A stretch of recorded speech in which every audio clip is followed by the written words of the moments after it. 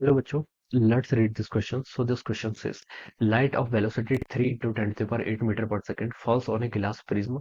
The frequency of the light is 2 into 10 to the power 3 hertz. What will be the frequency after passing through the glass prism? Glass prism से पास करने के बाद इसकी frequency क्या होगी वो हमें बताना है. ऑलराइट, तो चलिए बच्चों, इस क्वेश्चन का की कॉन्सेप्ट आप क्या लिख सकते हैं?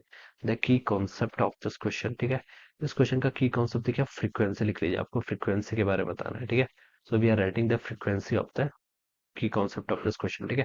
अब देखिए बच्चों, यहाँ पर आपकी दो क्वांटिटीज होती है, दो नहीं तीन होती है. एक होती है फ्रीक्वेंसी, एक होती है वेवलेंथ और एक होती है स्पीड, ठीक है.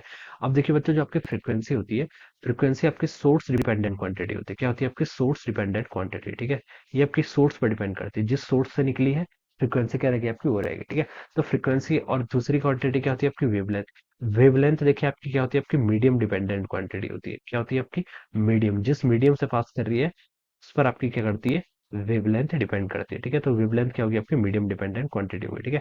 जैसे कोई हीलियम नियॉन लेजर है, ठीक है. उससे जो आपकी लाइट निकलेगी उसकी जो फ्रीक्वेंसी होगी वो फ्रीक्वेंसी आपकी सेम ही रहेगी, चाहे वो आप किसी वाटर वाले मीडियम से पास कराएं, एयर वाले मीडियम से पास कराएं, ग्लास वाले मीडियम से पास कराएं.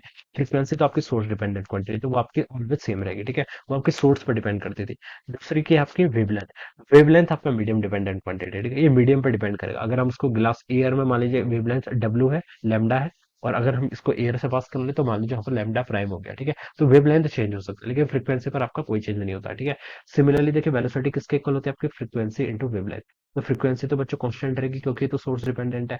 अगर आपकी वेवलेंथ थोड़ी सी भी ऊपर नीचे होती है तो इसी कारण से आपकी वेलोसिटी भी क्या होती है, ऊपर नीचे होती है, ठीक है. तो हम इसको यहाँ पर से ऐसे बता सकते हैं, ठीक है. तो बस इतना ही इनफ है कि फ्रीक्वेंसी क्या है आपके, सोर्स डिपेंडेंट क्वांटिटी है. तो फ्रीक्वेंसी आपकी ऑलवेज क्या रहती है, कांस्टेंट रहती है. यहाँ पर बोल रखा है light of velocity, speed of light दे रखी है, ग्लास प्रिज्म से पास कर रही है, ठीक है. लाइट की फ्रीक्वेंसी इनिशियली कितनी है, 2 इंटू 10 हर्ट्ज के इक्वल है. What will be the frequency after passing through the glass prism, ठीक है. तो फ्रीक्वेंसी मैंने क्या बोला बच्चों, सेम ही रहेगी. वेवलेंथ और वेलोसिटी पर चेंज आता है लेकिन फ्रीक्वेंसी तो सेम रहती है. तो कौन सा ऑप्शन ट्रू होगा आपका, ऑप्शन सी, ठीक है. फ्रीक्वेंसी आपकी वही रहेगी, 2 इंटू 10 हर्ट्ज. तो option C will be the right answer of this question. ये क्या होगा इसका करेक्ट आंसर, ठीक है.